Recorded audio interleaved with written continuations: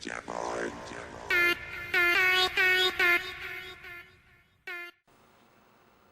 everyone, this is a new TV that we bought recently. It's a plasma TV because everybody says a 50-inch plasma is better than a 50-inch LED. So the box doesn't weigh that much as I thought it would, mostly close to 20-25 kilos. But here I am cutting the cake and hope I don't slice the screen like this. So we have been researching to find out which is the best TV, and once when it came to shopping, all that research was down the drain, and we just thought size does matter and went for the biggest one. So you can come in and have a look.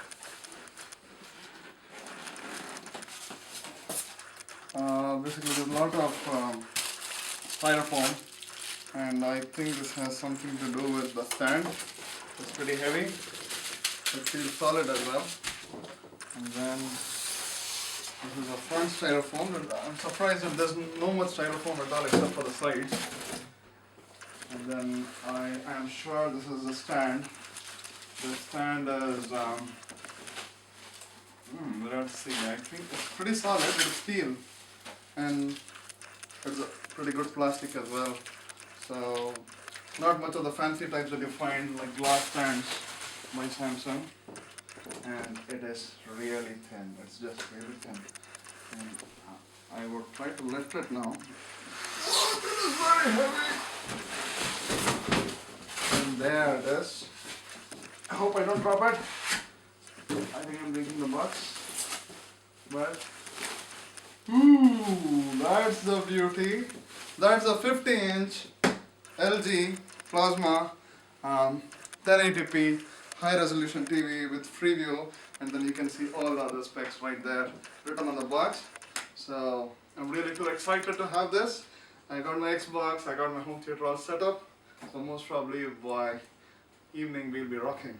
So here's the part 2 of the video, and here I'm just showing you the ports and that this TV has got the LG 50-inch. So you got a PCMI SD card slot, so most probably you can put your camera memory card there and look at pictures. You got USB, HDMI, and a standard AV, and behind we have many ports. I think 2 of them are SCART, that is primarily used here in UK and Ireland, and then we have got the component RGB, and we have got an optical out as well as an optical in. Great if you have a good AV receiver. You got again a VGA in and a VGA out, and another HDMI in there, and you got your standard antenna in.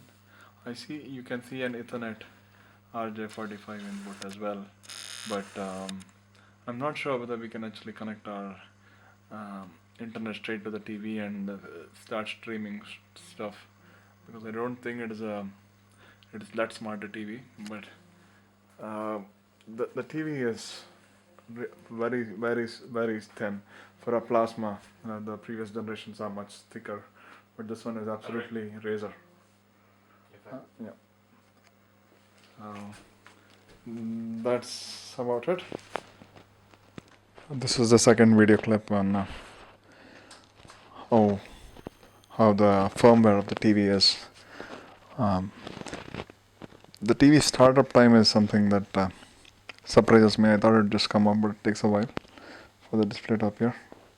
So if I go in the menu, it's got a rotary dial where you can just select the aspect ratio of the screen, 16:9, original, wide, cinema, zoom, whatever. And then we can go to clear voice, which I understand highlights the human voice level more than the other background noise. And then the picture mode, this is where it makes a good difference on the screen when an image comes up. Vivid is where all the colors are much more vibrant. Standard is what you get in power saving mode. As you know, plasma TVs consume a lot of power, so I think this is where it just tones things down a little bit. Same on the power, cinema, sport, game, and I have no clue what expert is. And then the sound mode, you can choose what mode you want. And then we got the audio, where again left, right, and just both left. You can decide what you want. The sleeper and a USB device, which I have inserted right now.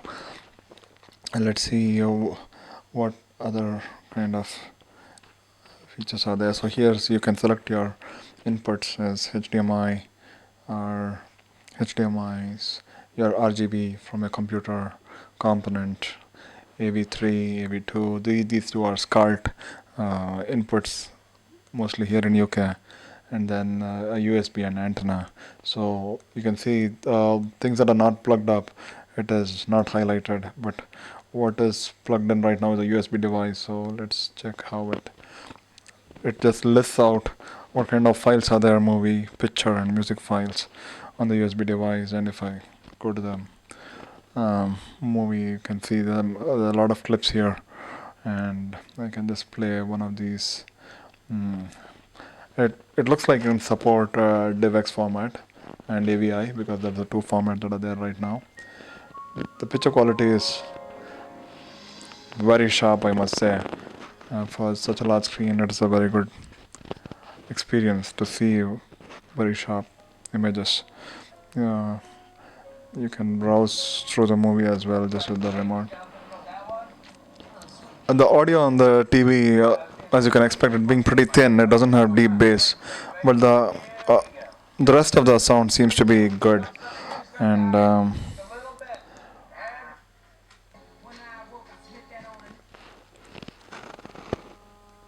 if we can, hope there's some pictures on this. If it is there, we could see a couple of pictures as well.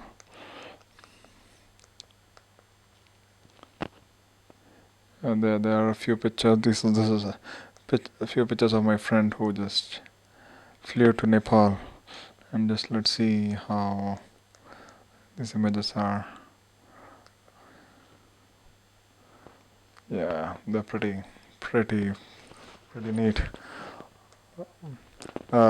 Though this is not from a high-res camera or anything, it is from his mobile. But anyway, I think it has got a 8 mega. Is it from? Fuji. Is it from Fuji camera? So 12 megapixel, but it is absolutely stunning. I should say, best way to view your digital photographs. Yeah, he's the cool guy. Right. And music, I wouldn't use this to actually play music. Honestly, I would use something else. Even a computer speaker would be better, I guess. Okay, no music files here. So that is a very rough preview for you on how the firmware of the TV is. So this is LG 50-inch plasma full HD TV. Thank you very much.